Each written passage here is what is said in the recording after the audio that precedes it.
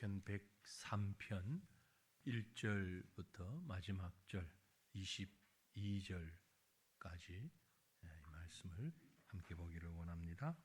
시편 103편 1절부터 마지막 절까지 말씀을 저와 여러분이 한 절씩 나누어서 말씀을 읽도록 하겠습니다. 제가 먼저 1절부터 봅니다.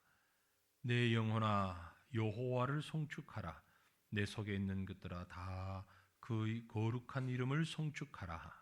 내 영혼아 여호와를 송축하며 그의 모든 은택을 잊지 말지어다. 그가 네 모든 죄악을 사하시며 네 모든 병을 고치시며 내 생명을 파멸해서 속량하시고 인자와 긍휼로 간을 씌우시며 좋은 것으로 네 소원을 만족하게 하사 네 청춘을 독수리같이 새롭게 하시는도다.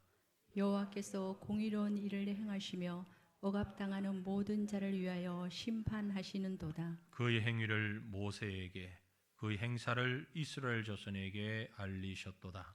여호와는 긍휼이 많으시고 은혜로우시며 노하기를 더디하시고 인자하심이 풍부하시도다. 자주 경책하지 아니하시며 노를 영원히 품지 아니하시리로다. 우리의 죄를 따라 우리를 처벌하지는 아니하시며 우리의 죄악을 따라 우리에게 그대로 갚지는 아니하셨으니 이는 하늘이 땅에서 높음같이 그를 경외하는 자에게 그 인자하심이 크심이로다. 동이 서에서 먼 것 같이 우리의 죄가를 우리에게서 멀리 옮기셨으며 아버지가 자식을 긍휼히 여김같이 여호와께서는 자기를 경외하는 자를 긍휼히 여기시나니 이는 그가 우리의 체질을 아시며 우리가 단지 먼지뿐임을 기억하심이로다. 인생은 그 날이 풀과 같으며 그 영화가 들의 꽃과 같도다. 그것은 바람이 지나가면 없어지나니 그 있던 자리도 다시 알지 못하거니와 여호와 인자하심은 자기를 경외하는 자에게 영원부터 영원까지 이르며 그의 의는 자손에게 이르리니 곧 그의 언약을 지키고 그의 법들을 기억하여 행하는 자에게로다. 여호와께서 그의 보좌를 하늘에 세우시고 그의 왕권으로 만유를 다스리시도다. 능력이 있어 여호와의 말씀을 행하며 그의 말씀의 소리를 듣는 여호와의 천사들이여 여호와를 송축하라. 그에게 수종들며 그의 뜻을 행하는 모든 천군이여 여호와를 송축하라. 여호와의 지으심을 받고 그가 다스리시는 모든 곳에 있는 너희여 여호와를 송축하라. 내 영혼아 여호와를 송축하라. 아멘. 시편 103편에 왔습니다. 이제 3분의 2 지나가고 3분의 1 정도를 남겨놓았습니다. 시편 말씀은 우리가 예수를 믿고 초신자들에게 많이 권면하는 그런 말씀이기도 하고요. 또 우리에게도 이런저런 참 많은 은혜가 있는 그런 성경인데 묵상하면 할수록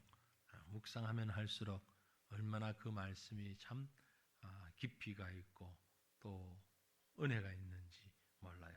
한 번 보았다고 끝나는 게 아니라 두 번이고 세 번이고 계속 묵상하면 또 다른 은혜가 있을 줄로 압니다. 103편 우리가 왔는데요. 이 시편 103편은 하나님의 징계를 받아서 큰 어려움을 당하다가 그 징계로부터 해방되었을 때의 기쁨, 얼마나 놀라운지 그 기쁨을 찬송하는 내용이라고 볼 수 있습니다. 우리가 아주 어려움을 당하다가 그것이 해결되면 참 뛸 듯이 가볍죠. 몸도 마음도. 그런 가벼운 마음으로 하나님을 찬양하고 높이는 그런 상황이다 보면 되겠고요. 언제 어떤 상황에서 이 시가 지어졌는지는 모릅니다. 그런데 시인은 여기 보면 다윗의 시라고 되어 있죠. 다윗이 지었구나. 다윗이 적었구나. 근데 다윗이 참 그 인생이 얼마나 브라이어티했습니까? 참 찬란한 다양한 그런 인생을 살았기 때문에 어떤 시점에 어떤 상황을 두고 이 시를 지었는지는 잘 알 수가 없어요. 분명한 건 다윗이 살면서 많은 어려움을 겪었다는 것 우리가 잘 압니다. 또 많은 죄도 지었고 그 죄로 인하여 징계도 받았고 그 징계에서 풀려나기도 했고 이런 경험이 많이 있었죠. 그것을 다 지금 염두에 두면서 그 상황 속에서 지었던 시다라고 볼 수 있습니다. 분명한 건요, 다윗은 하나님의 뜻을 확실하게 믿고 또 순종하는 사람이었습니다. 아침 시간에도 잠깐 그 말씀이 함께 이어지는데 믿고 순종하지만 우리가 늘 100%의 삶을 사는 건 아니잖아요. 목사답게 성도답게 100% 사느냐? 그렇지 못하잖아요. 우리가 너무너무 참 연약한 인생입니다. 우리 성도님들이 다 알고 오전도 오후도 기도하시는 분들이 그렇게 또 기도하셨지만 지난 한 주간 나라가 얼마나 막 불안하기도 하고 어떻게 될지 몰라서 그런데 그게 지나가고 나니까 여러 가지 뭐 후폭풍이라면 후폭풍이랄까 사실 저는 이제 가까이에서 보면 제가 신학교를 같이 공부했던 졸업 동기들이 카톡방 있잖아요. 우리 동기들도 있습니다. 신학교 졸업한 지 수십 년이 지나고 근데 이 카톡방이 난리가 난 거예요. 이제 이번 주간 지난 주간에 다 이제 은퇴를 했거나 은퇴를 앞두거나 또 은퇴를 준비하거나 뭐 이 정도의 연령에 있고 나이가 많은 분은 80대도 있고 지금 다 60대 이상 이제 우리 동기들이 다 있는데 안 그럴 것 같은데 여러분 목사님들도 똑같아요. 이런 문제가 생기고 나니까 누가 먼저인지 몰라도 하여튼 글을 올리기 시작했어요. 그런데 그만 자기 생각에 이렇게 좀 접어두고 좀 두리뭉실 올리면 얼마나 좋겠습니까마는 아주 고집스럽게 자기의 그 생각을 주장하면서 올리는 사람들이 몇 명 있어요. 그 올리면 또 괜찮은데 그래 올려는 반대편에서 같은 학교를 졸업하고 같은 신앙을 가져도 다 다른 것 같아. 소위 여당 쪽, 야당 쪽 이렇게 돼서 싸우면은요 카톡방이니까 뭐 이렇게 좀 논쟁을 하다가 이제 성질이 좀 급한 사람부터 나가버려요. 방에서 나간다는 게 뭔지 알죠? 문 닫고 나가는 게 아니고 카톡방에서 나가버려. 이건 이제 졸업 동기들이 모였으니까 뭐 특별한 일이 있으면 알리고 이런 게 돼야 되는데 막 싸우더니 탁 나가고 탁 튀고 팝콘 튀듯이.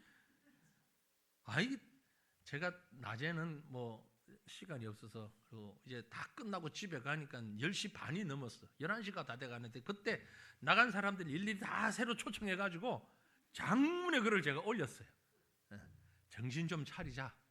이게 지금 뭐 좌우를 할 수 있지만 그래서 제가 적은 게 내일 주일 예배 어떻게 지내려고 지금 이러냐. 내일 주일 예배 어떻게 드리려고 도대체 이러고 있냐. 여기서는 이념이나 사상적인 것 냄새도 풍기지 마라. 자기가 주장하는 건 자기 마음이지만 냄새도 풍기지 말고 여기는 같이 기도하고 같이 안부 나누고 목회의 정보를 나누는 곳이 되어야지 왜 이걸 여의도판으로 만들려고 하느냐 하고 제가 장문을 올렸어. 대꾸가 없어. 근데 참 뭐 실력이 부족해서 그런지 단지 나갔던 사람이 나가진 않더라고. 그 글을 올리고 나니까 더 이상 나가진 않고 그대로 있는데 참 이런 모습이 안타까워요. 나라가 얼마나 지금 힘들고 어려운 상황에서 함께 기도해야 하는데 다윗이 나라를 다스릴 때 그랬을 거예요. 참 부족해요.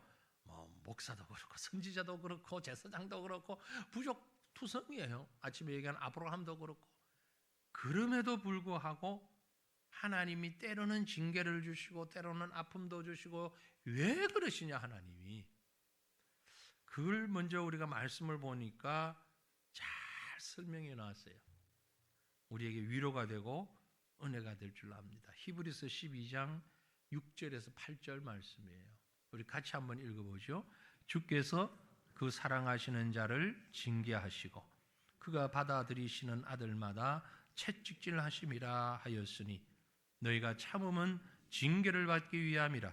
하나님이 아들과 같이 너희를 대우하시나니 어찌 아버지가 징계하지 않는 아들이 있으리요. 징계는 다 받는 것이거늘 너희에게 없으면 사생자요 친아들이 아니니라. 아멘. 징계는 누가 받는다고요? 친아들이.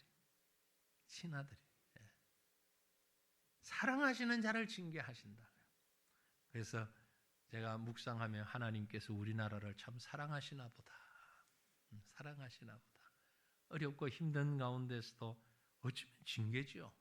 징계일 수도 있고 아픔일 수도 있고 얼마나 더 나누어져서 싸울런지 모르겠지만 이런 아픔 하나님이 왜 주십니까?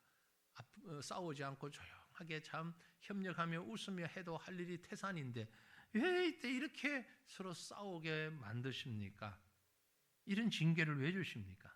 하나님이 사랑하시기 때문이다.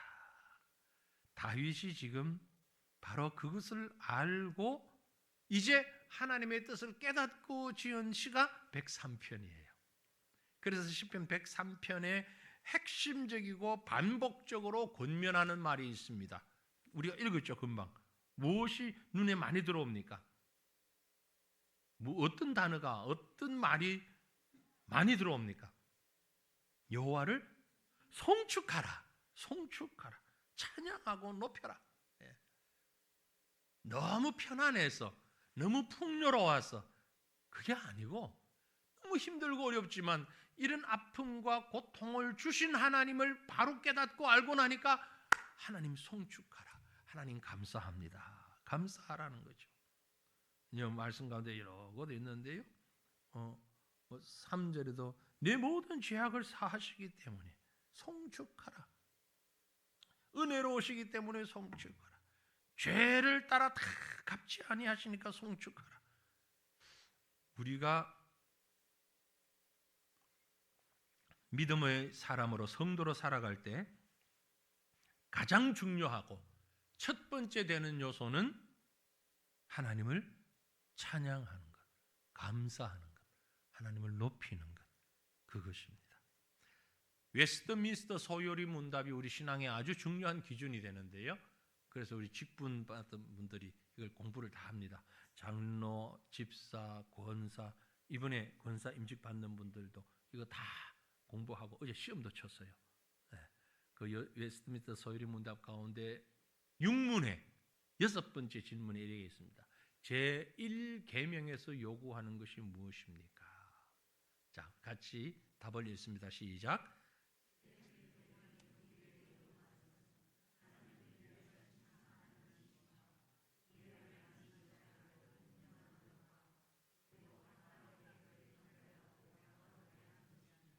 아멘. 이게 바로 송축의 내용입니다. 제1계명이 우리에게 원하는 게 뭐냐 하면 하나님은 유일하신 참 하나님이시고 나의 하나님이신 줄을 알고 인정하고 합당하게 경배하고 영화롭게 하는 것, 이걸 줄여서 송축이라고 보는 거죠. 마치 다윗이 이 웨스트민스터 소요리 문답 46문답을 알고 시를 지은 것처럼 이 답변의 내용이 지금 시편 103편인 거예요. 성도의 본분인 하나님께 경배와 찬양과 영광 올려드리는 것, 이것을 마음에 담고 고백하고 있는 것이 103편이다. 그렇게 볼 수 있습니다. 그래서 이제 시편 103편을 크게 세 단원으로 세 구분을 해서 보면은요. 첫 번째 부분이 어딘가 하니까 1절부터 5절입니다. 내 영혼아 여호와를 송축하라 라고 말씀하고 있어요. 내 영혼아, 자기 자신을 향해서 누가 명령합니까? 자기 자신이 명령하고 있는 거예요. 자기가 스스로에게 말하고 명령합니다. 이건 독백 혹은 자기를 가리킨 설교, 자기를 향한 명령입니다. 다른 사람을 얘기하는 거예요. 나 자신을 향하여서. 1절, 2절 같이 봅니다. 내 영혼아 여호와를 송축하라. 내 속에 있는 것들아 다 그의 거룩한 이름을 송축하라. 내 영혼아 여호와를 송축하며 그의 모든 은택을 잊지 말지어다. 아멘. 송축한다.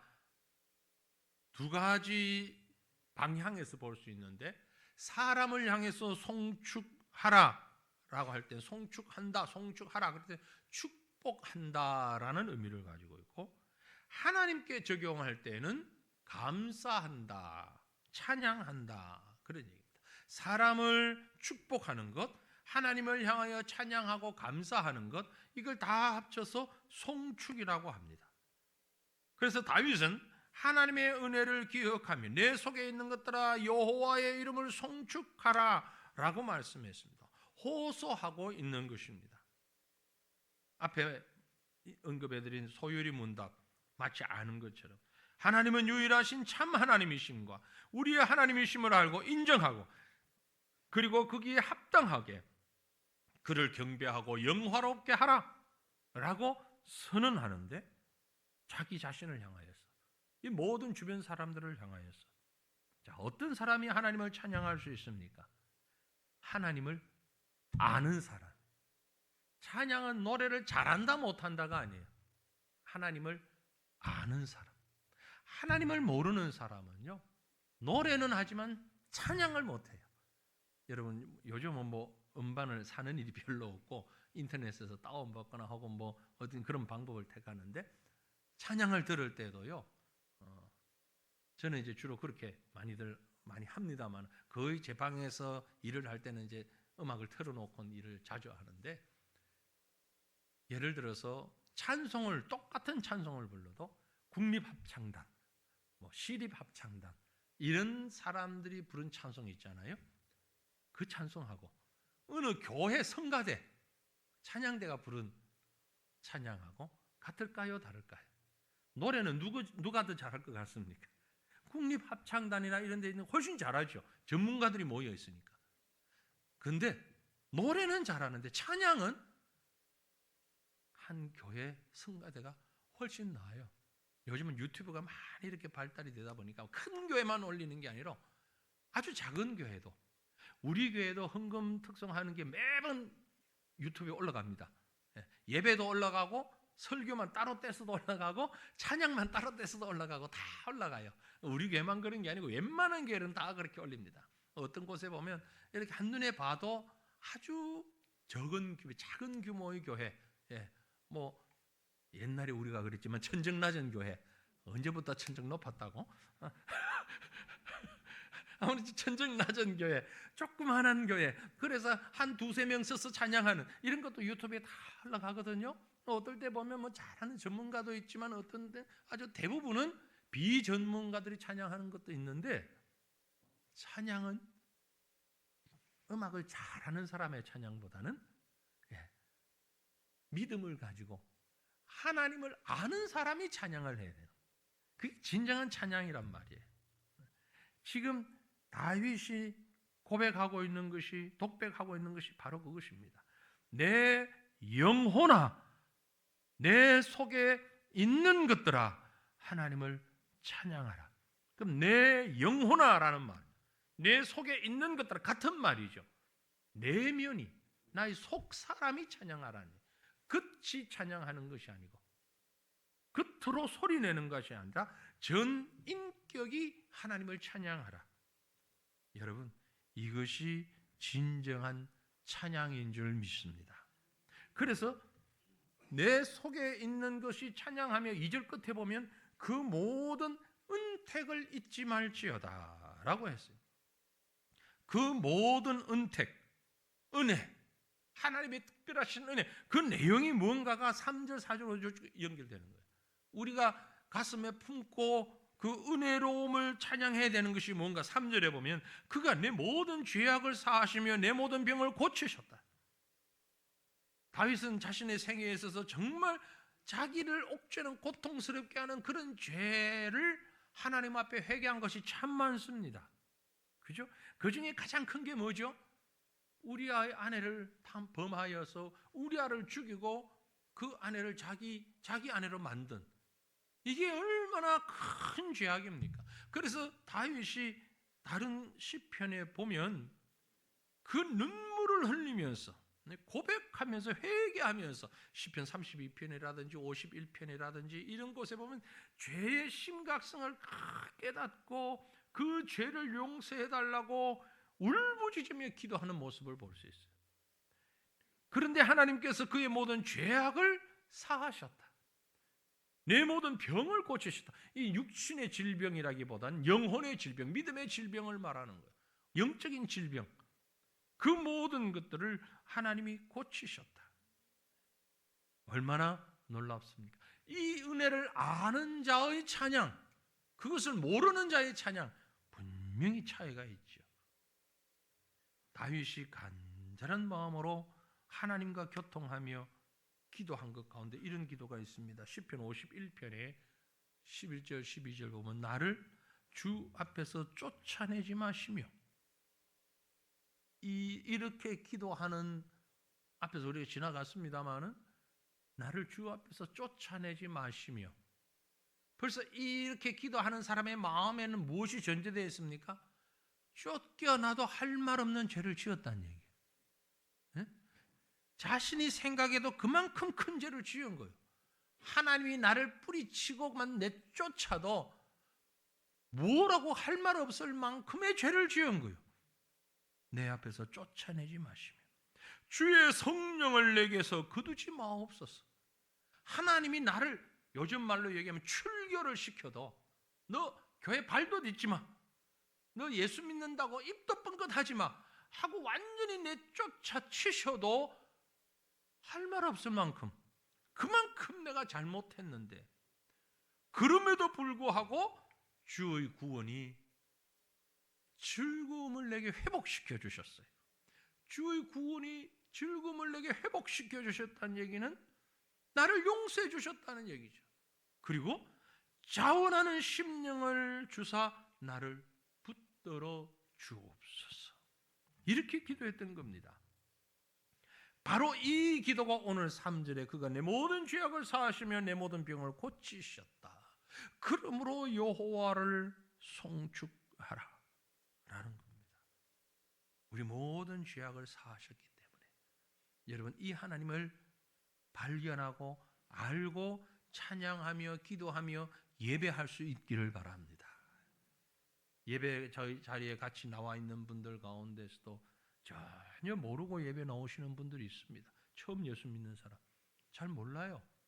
예수님이 누군지 십자가가 뭔지 잘 몰라요. 막연하게 아마 그럴걸 하는 생각 가지고 예배 드릴 수 있습니다. 하지만 시간이 지나가면서 하나님을 알아가고 예수를 알아가고 십자가를 아는 자가 드리는 예배는 그렇지 않은 자의 예배와 분명한 차이가 있는 거예요. 하나님을 아는 자의 찬양과 그렇지 않은 자는 분명한 차이가 있는 거예요. 그 은혜를, 그 은택을 잊지 말라. 이어서 4절에 이렇게 말씀합니다. 내 생명을 파멸해서 속량하시고 인자와 긍휼로 관을 씌우셨다. 인자와 긍휼로, 아니 쫓겨나도 할 말 없는 사람을, 죽어도 할 말 없는 사람이, 내쳐져도 할 말 없는데 주님은 우리를 그대로 내치지 아니하시고 인자와 긍휼로 마치 왕에게 왕관을 씌워주듯이 하나님의 자녀가 되는 권세를 주시고 왕같은 제사장의 지위에 우리를 올려주셨다. 이게 바로 인자와 긍휼로 관을 씌우셨다라는 말이에요. 그런 하나님의 은혜를 우리에게 주셨어요. 같은 맥락에서 다음 5절을 보면 좋은 것으로 내 소원을 만족하게 하사 내 청춘을 독수리같이 새롭게 하시는도다. 지난날 죄악으로 인하여 깊은 파멸에 빠져있던 다윗에게 얼마나 큰 회복이 찾아왔는지를 노래합니다. 천한 목동이었던 다윗을, 사울의 그 죽음의 구렁텅이에 빠져있던 다윗을 인자와 긍휼의 아름다운 관을 씌우시고 이제는 그 소원을 만족하게 하시면서 그 청춘을 독수리같이, 여기서 독수리는 힘있게 하늘을 향해 나는 그 새를 상징하고 있는데, 우리가 하나님을 향하여서, 하나님의 나라를 향하여서 힘있게 나아갈 수 있는 믿음의 사람으로 파멸과 구덩이에 빠져있던 우리를 하나님께서 이렇게 힘있게 솟아오를 수 있도록 은혜 베풀어 주신 것, 이게 바로 우리가 받은 은택, 은총인 것이죠. 저와 여러분이 받은 하나님이 베푸신 인자와 긍휼의 관, 긍휼과 인자로 씌워주신 관, 그 면류관, 이건 우리도 누구도 상상하지 못했던 놀라운 하나님의 은혜인 것입니다. 이 은혜를 받은 자로 하나님을 송축할 수 있기를 간절히 소망합니다. 두 번째 단어는 6절부터 이제 19절, 어떤 면에서는 전체 가운데 가장 많은 본론적인 내용인데, 바로 그렇게 우리를 용서해 주신 하나님의 자비롭고 은혜로우심을 얘기합니다. 자비롭고 은혜로우신 하나님. 5절까지와 달리 6절부터 19절 여기에서 달라지는 것은요, 5절까지는 1인칭을 썼어요. 내 속에, 나를 사용, 1인칭 시각으로 썼습니다. 그런데 6절 이후에는 우리라고, 단수, 1인칭 단수였던 것을 우리라는 복수형으로 쓰고 있어요. 우리말 성경에 나타나 있는 부분도 있고 그렇지 않은 부분도 있지만, 그 시각이 단수, 나에서 복수로 우리라고 하는 개념으로 전환되고 있다는 겁니다. 즉 5절까지는 나에게 베풀어 주신 은혜를 생각한다면, 6절 이후는 우리에게 베풀어 주신, 영적 공동체인 우리에게 베풀어 주신 하나님의 은혜를 찬양하고 있는 겁니다. 6절을 보면 여호와께서 공의로운 일을 행하시며 억압당하는 모든 자를 위하여 심판하신다 라고 했어요. 억압당하는 모든 자에게 공의로운 일을 행하시고 또 심판하십니다. 하나님의 공의와 하나님의 심판은 항상 우리 곁에서 우리를 보호하시고 우리에게 은혜 베푸시는 방편인 것입니다. 이 6절 말씀은 출애굽기 6장 6절 말씀을 연상하게 만듭니다. 그러므로 이스라엘 자손에게 말하기를, 나는 여호와라. 내가 애굽 사람의 무거운 짐 밑에서 너희를 빼내며 그들의 노역에서 너희를 건지며 편팔과 여러 큰 심판들로서 너희를 속량하겠다. 죄에 대해서 심판해서 억압당하는 자에게 공의의 자유를, 은혜를 베푸신다라는 겁니다. 그 일을 이제 7절, 본문 7절에 보면 그의 행위를 모세에게, 그 행사를 이스라엘 자손에게 알리셨도다. 모세뿐만이 아니고 이스라엘 모든 백성들에게 하나님이 악을 심판하시고 악을 죄시고 하나님의 공의로 선을 복주신 그 하나님, 결국 우리가 어떤 문제를 당하고 핍박을 당하고 고통을 당하고 어려움을 당할 때에 심판하시는 이는 하나님이시다 라는 것을 말씀하고 있어요. 출애굽기 10장 2절을 보면 네게 내가 애굽에서 행한 일들 곧 내가 그들 가운데서 행한 표징을 네 아들과 네 자손의 귀에 전하기 위함이라. 너희는 내가 여호와인 줄을 알리라. 바로 본문 7절에 그 행사를 이스라엘 자손에게 알리셨다는 말이 이 말씀을 얘기하고 있는 거죠. 이스라엘 백성이 가졌던 그 역사 속에 출애굽을 통한 예수 그리스도에 대한 증거, 그것을 보여주셨다. 왜 하나님이 그렇게 행하셨는가? 본문 8절 9절을 보면 여호와는 긍휼이 많으시고 노하기를 더디하시며 인자하심이 풍부하시도다. 아주 경책하지 아니하시며 너를 영원히 품지 아니하시리로다. 이스라엘 백성들에게, 믿음의 조상들에게 하나님은 바로 그런 하나님이었습니다.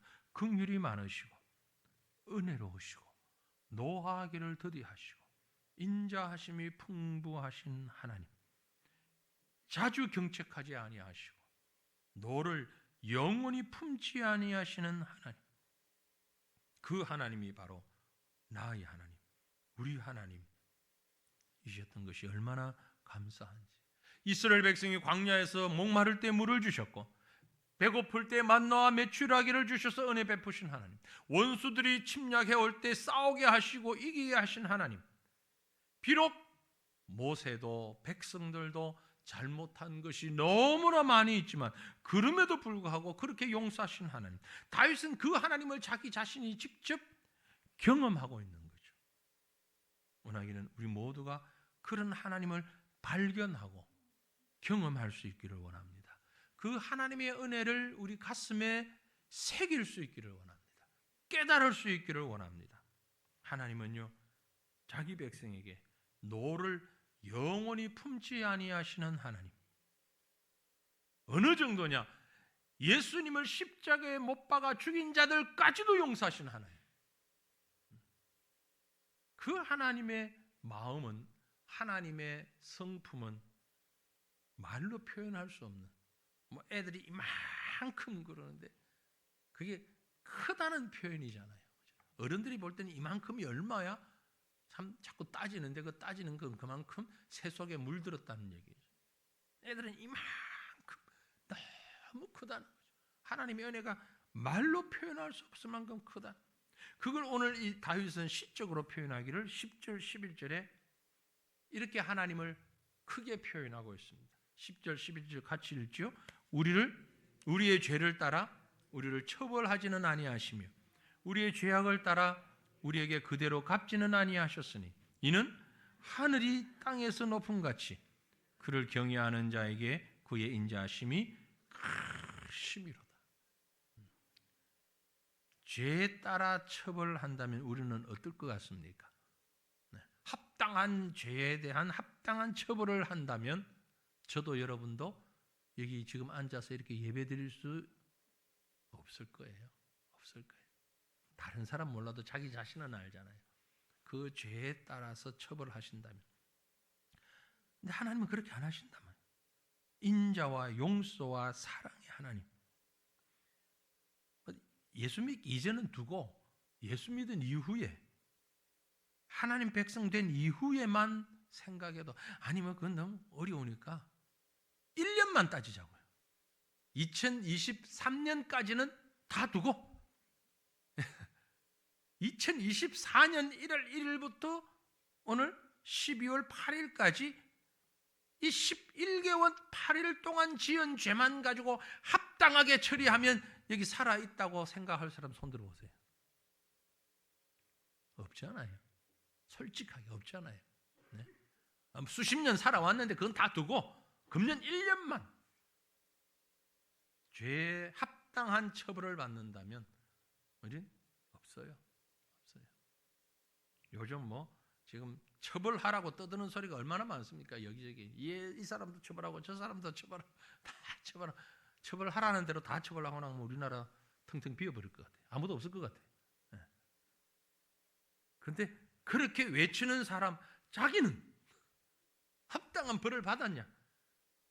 그거 생각하고 말하는 우리는 합당한 벌을 받았냐?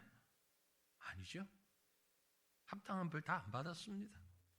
하나님의 사랑, 하나님의 은혜, 그것이 우리의 죄악을 따라 갚지 아니하셨습니다.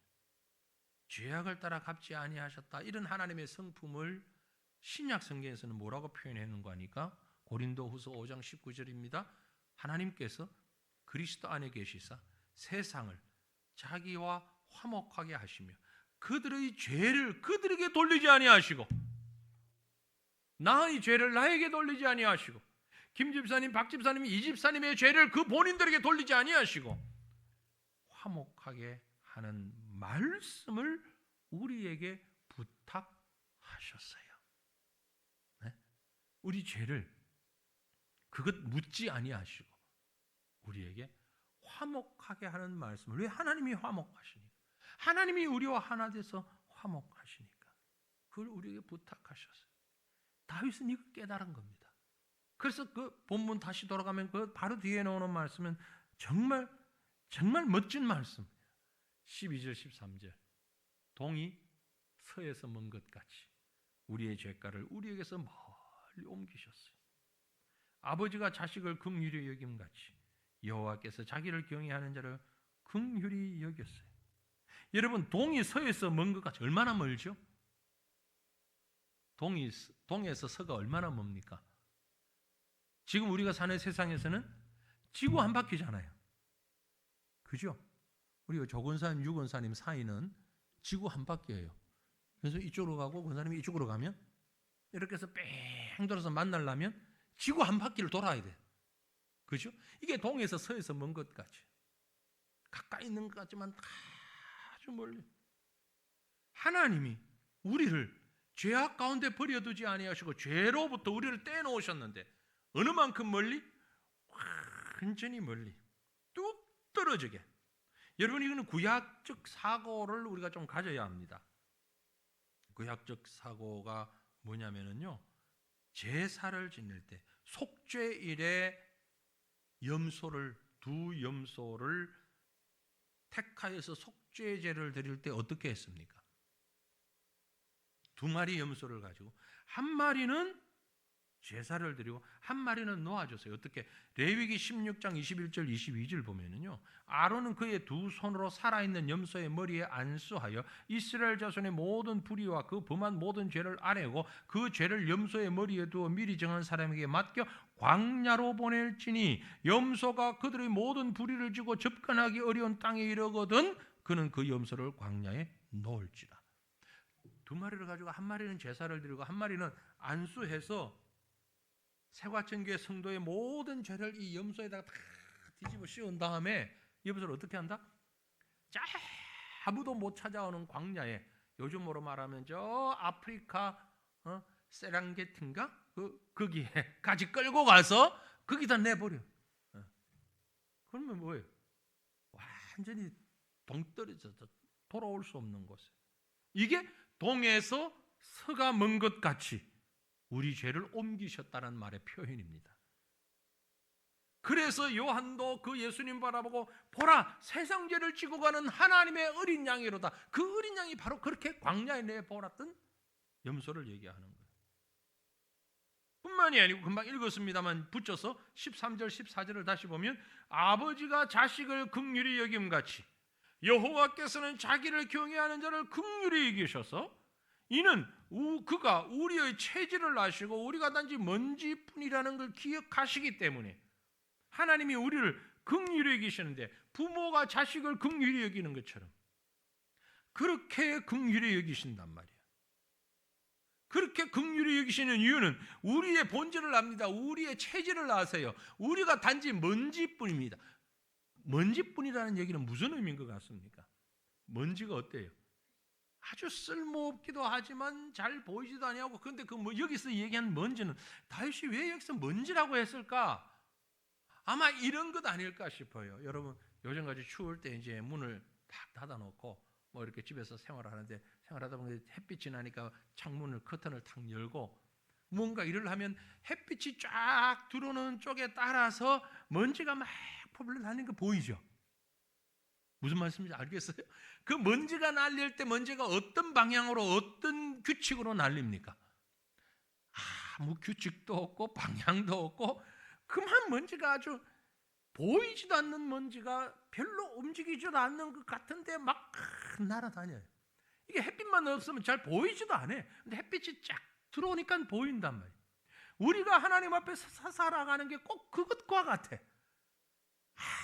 뭐 힘도 없고 기준도 없고 뭐 예수 믿는다고 그러지만 신앙도 없고 이제 먼지가 펄펄 날리는 것처럼 이렇게 가볍게 날리는데 그걸 하나님은 우리를 아신다. 우리의 체질을 아신다. 부모가 자식을 아는 것처럼 그 체질을 아신다. 하나님이 우리를 아신다.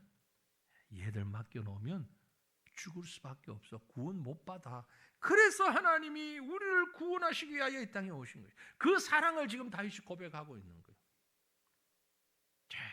스스로의 힘으로는 구원받을 수 없다는 것을 고백합니다.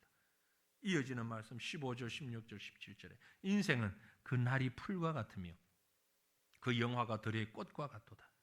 그것은 바람이 지나가면 없어지나니 있던 자리도 다시 할지 못하거니와. 마치 바닷가에 파도 치는데 글자 적는 것하고 똑같아. 쑥 갔다가 지나가면 어디에 뭘 적었는지도 몰라. 우리가 살아가는 인생이 그와 같다. 바람이 지나가면 없어지는데 있던 자리도 다시 알지 못하거니와 여호와의 인자하심은 자기를 경외하는 자에게 영원부터 영원까지 이르며 그의 의는 자손의 자손까지 있었다. 우리는 이러한데 하나님의 인자는, 하나님의 긍휼은 영원부터 영원까지 그의 자손의 자손에게까지 그 사랑과 은혜와 능력은 베풀어 주신다. 그래서 두 번째 단원을 정리하면 하나님께서 주신 은혜, 그것은 자비로우시고 은혜로우신 하나님, 그 하나님을 경외하고 그를 기억하는 것. 18절에 곧 그의 언약을 지키고 그의 법들을 기억하여 행하는 자에게. 이 언약은 무슨 언약입니까? 결국 성경적으로 다 정리해보면 메시아 언약이에요. 메시아 언약. 원시 복음에서 주었던 언약, 아브라함에게 주었던 언약, 다윗에게 주었던 언약, 모세에게 주었던 언약, 결국 그것은 예수 그리스도에까지 이르는 메시아 언약. 그 안에서 우리를 구해 주시는 하나님을, 다윗은 그 하나님을 지금 노래하고 있는 거예요. 마지막 결론 부분입니다. 20절에서 22절은 다스림을 받는 너희는 여호와를 송축하라. 앞에서 여호와를 송축하라. 다시 정리합니다. 앞부분에서도 여호와를 송축하라. 뒤에서도 여호와를 송축하라. 앞에서는 하나님을 알기 때문에 송축하라. 하나님을 아는 자가 송축하라. 그 하나님이 어떤 하나님이신 줄 9절 이후에 알았으니까 이제 그 하나님의 다스림을 받는 너희여, 다시 말하는데 송축하라. 송축과 송축의 중간에 하나님의 성품을 배치하고 있는 겁니다. 시편 103편은 송축에서 시작해서 송축으로 끝나는데 가운데는 하나님의 성품과 행사, 이게 103편 전체 구조다라는 얘기죠. 20절 21절입니다. 능력이 있어 여호와의 말씀을 행하며 그의 말씀의 소리를 듣는 여호와의 천사들이여 여호와를 송축하라. 그에게 수종들며 그의 뜻을 행하는 모든 천군이여 여호와를 송축하라. 사람을 떠나서 이제는 천사들에게 송축하라고. 천사들이여, 천군들이여 여호와를 송축하라. 천사가 누굽니까? 하나님의 피조물이면서도 히브리서 1장 14절을 보는 모든 천사들은 섬기는 영으로 구원받을 상속자들을 위하여 섬기라고 보낸 자들. 바로 그 섬김 받고 섬기는 자들 함께 여호와를 송축하라. 마지막 결론 22절입니다. 여호와의 지으심을 받고 그가 다스리시는 모든 곳에 있는 너희여 여호와를 송축하라. 내 영혼아 여호와를 송축하라. 지으심을 받고 다스림을 받는 모든 자, 저도 여러분들 여기에 포함되죠. 온 피조물이, 모든 피조물이 그렇게 포함됩니다. 1절에 내 영혼아 여호와를 송축하라. 22절에 내 영혼아 여호와를 송축하라. 시작도 끝도 동일하게 하나님의 언약을 지키고 그 법들을 행하며 여호와의 말씀을 듣고 여호와를 아는 너희야 그 은혜를 생각하고 여호와를 송축하라. 이 말씀이 오늘 저와 여러분의 삶을, 우리의 인생을 다스리시는 말씀인 줄로 알아서 들어와도 나가도 앉아도 일어서도 무엇을 하든지 나에게 베풀어 주신 하나님의 은혜를 기억하고 감사하고 하나님을 송축하고 하나님을 찬양하는 우리의 삶이 되어지기를 주님의 이름으로 축원합니다. 함께 기도하기를 원합니다. 하나님, 우리의 삶